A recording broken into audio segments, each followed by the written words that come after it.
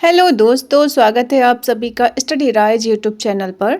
Study rise YouTube channel पर sociology, political science, economics और हिंदी साहित्य के प्रैक्टिस सेट करवाए जा रहे हैं, जो कि आपके आने वाले एग्ज़ाम जैसे TGT, PGT, GIC, LT grade, KVS, net, GRF आदि एग्ज़ाम्स के लिए काफ़ी हेल्पफुल रहेंगे। तो चलिए फिर शुरू करते हैं आज का वीडियो। आज का क्वेश्चन है क्वेश्चन नंबर 28। दुर्कीम के अनुसार सबसे प्रमुख आदिम धर्म का प्रकार है, तो कौन सा है इसमें? ऑप्शन में है आत्मावाद, प्रकृतिवाद, टोटमवाद, मानववाद। तो दुर्कीम के अनुसार सबसे प्रमुख आदिम धर्म का जो प्रकार है वो है टोटमवाद। कौन सा है? टोटमवाद। तो सी ऑप्शन इसका राइट आंसर होगा। नेक्स्ट है क्वेश्चन नंबर 29। इमाल दुर्कीम ने समाजशास्त्र की प्रकृति के विषय में क्या विचार दिया है? तो ऑप्शन में है कलात्मक, दार्शनिक, वैज्ञानिक, साहित्यिक। तो राइट आंसर क्या होगा कि इमाल दुर्कीम ने समाजशास्त्र की प्रकृति के विषय में जो विचार दिया है वो कैसा है? वैज्ञानिक विचार है। कैसा है? वैज्ञानिक विचार है, यानी कि सी ऑप्शन इसका राइट आंसर होगा। नेक्स्ट है क्वेश्चन नंबर 30। दुर्कीम के अनुसार मानव अभिकरण किसके द्वारा निरुद्ध होता है? तो किसके द्वारा निरुद्ध होता है? राजनीतिक प्रक्रिया के द्वारा, सामाजिक संरचना के द्वारा, आर्थिक संसाधन के द्वारा, दूसरे कर्ताओं के अभिकरण से। तो किसके द्वारा होगा? दुर्कीम के अनुसार मानव अभिकरण किसके द्वारा निरुद्ध होता है? तो वो होता है सामाजिक संरचना के कारण। किसके कारण? सामाजिक संरचना के द्वारा निरुद्ध होता है। तो बी ऑप्शन इसका राइट आंसर होगा। नेक्स्ट है क्वेश्चन नंबर 31। धर्म, विश्वासों और व्यवहारों से आबद्ध लोगों का एक नैतिक समुदाय है, यह मत किस विद्वान का है? तो ऑप्शन में है दुर्कीम, टाइलर, फ्रेजर, स्पेंसर। तो इसका जो राइट आंसर है वो होगा दुर्कीम जी। दुर्कीम जी के अनुसार धर्म जो है वो क्या है? विश्वासों और व्यवहारों से आबद्ध लोगों का एक नैतिक समुदाय है। ये किसने कहा है? दुर्कीम जी ने। तो ए ऑप्शन इसका राइट आंसर होगा। नेक्स्ट है क्वेश्चन नंबर 32। दमनकारी एवं प्रतिकारी कानून शब्दों का किसने प्रयोग किया? तो ऑप्शन में है दुर्कीम ने, मार्क्स ने, सदरलैंड ने, मैक्स वेबर ने। तो राइट आंसर होगा दमनकारी एवं प्रतिकारी कानून शब्दों का जो प्रयोग किया है वो किया है दुर्कीम जी ने। किसने किया है? दुर्कीम जी ने प्रयोग किया है। तो ए ऑप्शन इसका राइट आंसर होगा। नेक्स्ट है क्वेश्चन नंबर 33। प्रतिकारी कानून की अवधारणा से कौन संबंधित है? प्रतिकारी कानून की अवधारणा से कौन संबंधित है? तो सदरलैंड, लोम्ब्रेसो, दुर्कीम, क्लोवार्ड। तो राइट आंसर क्या होगा? प्रतिकारी कानून की अवधारणा से संबंधित हैं दुर्कीम जी संबंधित हैं। तो सी ऑप्शन इसका राइट आंसर होगा। नेक्स्ट है क्वेश्चन नंबर 34। इमाल दुर्कीम के अनुसार आधुनिक विधि की प्रकृति क्या है? तो कैसी प्रकृति है? दमनकारी है, क्षतिपूरक है, आदर्शात्मक है या औपचारिक है? तो इमाल दुर्कीम के अनुसार आधुनिक विधि की जो प्रकृति है वो कैसी है? क्षतिपूरक है। कैसी है? क्षतिपूरक है, यानी कि बी ऑप्शन इसका राइट आंसर होगा। नेक्स्ट है क्वेश्चन नंबर 35। निम्नांकित में से किसने समाज में आदर्श शून्यता की दशाओं और कारणों की व्याख्या की है? तो किसने की है? रॉबर्ट बीरस्टेड ने, इमाइल दुर्कीम ने, ई बोगार्डस ने या के डेविस ने। तो राइट आंसर होगा कि समाज में आदर्श शून्यता की दिशाओं और कारणों की जो व्याख्या है वो की है इमाइल दुर्कीम जी ने, यानी कि बी ऑप्शन इसका राइट आंसर होगा। नेक्स्ट है क्वेश्चन नंबर 36। किसने कहा कुछ मात्रा में अपराध प्रत्येक समाज में सामान्य है? तो ये किसका कथन है कि कुछ मात्रा में अपराध जो हैं वो प्रत्येक समाज में सामान्य है? ये कथन है इमाइल दुर्कीम का, आर्किमटन का, लोम्ब्रेसो का या सदरलैंड का। तो ये जो कथन है कि कुछ मात्रा में अपराध प्रत्येक समाज में सामान्य है, तो ये कहा है दुर्कीम जी ने। किसने कहा है? दुर्कीम जी ने अपराध को सामान्य घटना बताया है। नेक्स्ट है क्वेश्चन नंबर 37। धर्म के अध्ययन में किस समाजशास्त्री ने पवित्र और साधारण की अवधारणा का प्रयोग किया है? तो किसने किया है पवित्र और साधारण अवधारणा का प्रयोग? ई बोगाडस ने, इमाइल दुर्खीम ने, के डेविस ने, के मैनहीम ने। तो राइट आंसर क्या होगा? इमाइल दुर्खीम ने, यानी कि बी ऑप्शन इसका राइट आंसर होगा। धर्म के अध्ययन में पवित्र और साधारण की अवधारणा जो दी है वो इमाइल दुर्खीम जी ने दी है। नेक्स्ट है क्वेश्चन नंबर 38। इमाइल दुर्खीम ने धर्म के अध्ययन में निम्नलिखित में से किस एक वर्गीकरण का प्रयोग किया है? तो किसका प्रयोग किया है? पावन एवं पतित का, आनुष्ठानिक एवं अतिवादी का, या फिर अलौकिक एवं धर्म निरपेक्ष का, या फिर पवित्र एवं लौकिक का। तो इमाइल दुर्खीम जी ने धर्म के अध्ययन में पवित्र एवं लौकिक, किसका अध्ययन किया है? पवित्र एवं लौकिक का वर्गीकरण किया है, यानी कि डी ऑप्शन इसका राइट आंसर होगा। नेक्स्ट है क्वेश्चन नंबर 39। धर्म के अध्ययन में पवित्र यानी कि सैक्रेड और अपवित्र यानी कि प्रोफेन की अवधारणा का प्रयोग किसने किया है? तो इमाइल ई बोगाडस ने, ई टायलर ने, इमाइल दुर्खीम ने, या ई बर्गेस ने। तो इसका जो प्रयोग किया है पवित्र, सैक्रेड और अपवित्र यानी कि प्रोफेन। ये दोनों इंग्लिश में वर्ड याद कर लीजिए, वो ज़्यादा बेटर है ना। तो इससे क्या है कि मतलब अच्छे से समझ में आ जाता है कि पवित्र और अपवित्र कह लो या कुछ और लिखा हो वर्ड, लेकिन जो इंग्लिश है वो एक ही रहेगी, सैक्रेड और प्रोफेन। तो इसकी जो अवधारणा दी है वो किसने दी है? इमाइल दुर्खीम जी ने दी है। तो सी ऑप्शन इसका राइट आंसर होगा। नेक्स्ट है क्वेश्चन नंबर 40।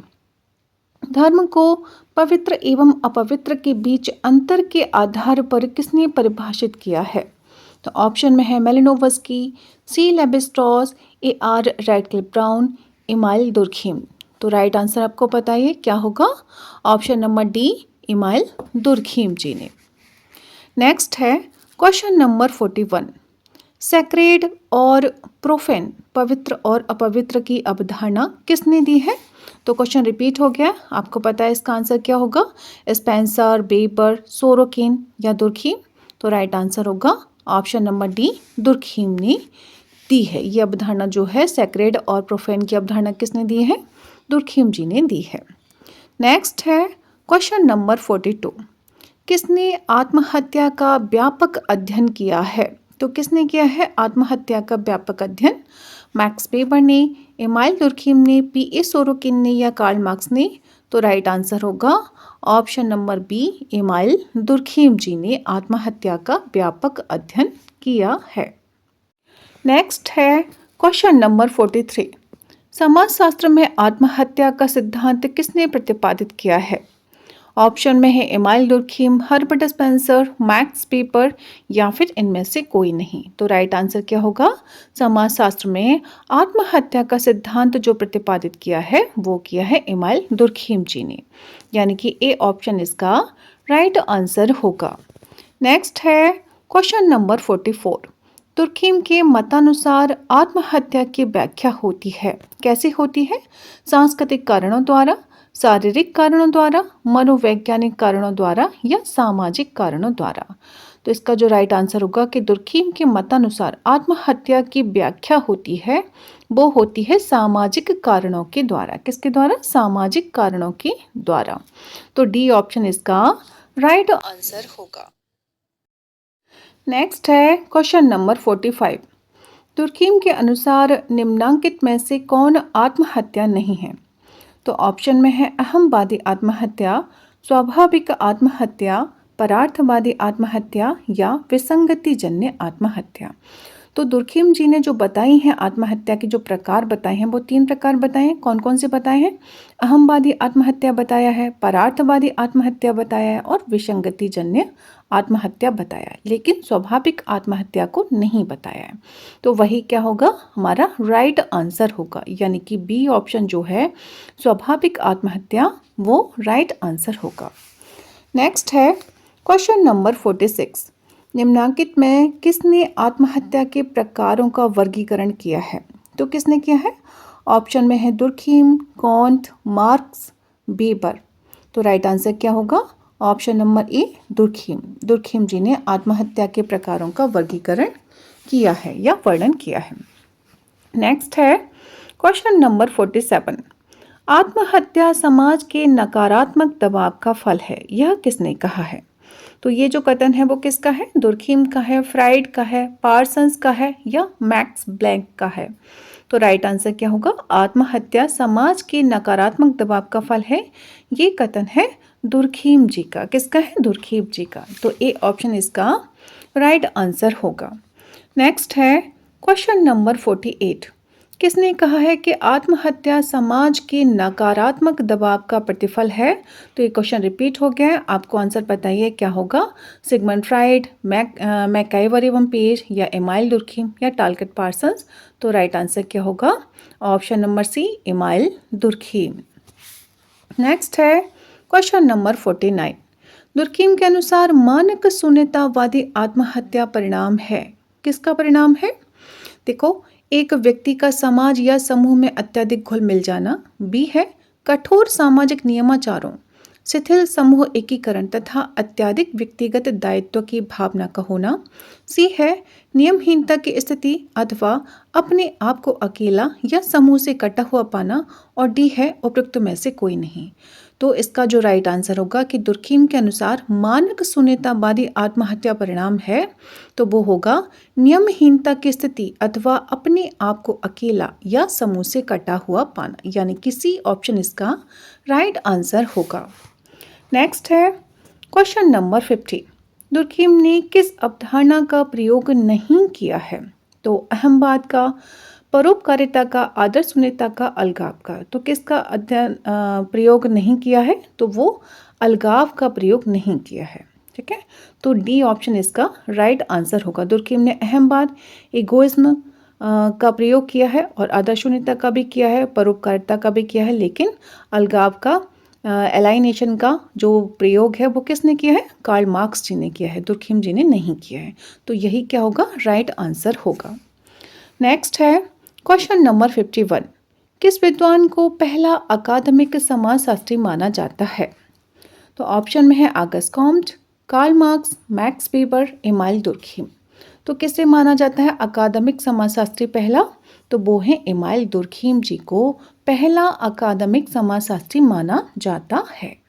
तो डी ऑप्शन इसका राइट आंसर होगा। नेक्स्ट है क्वेश्चन नंबर 52।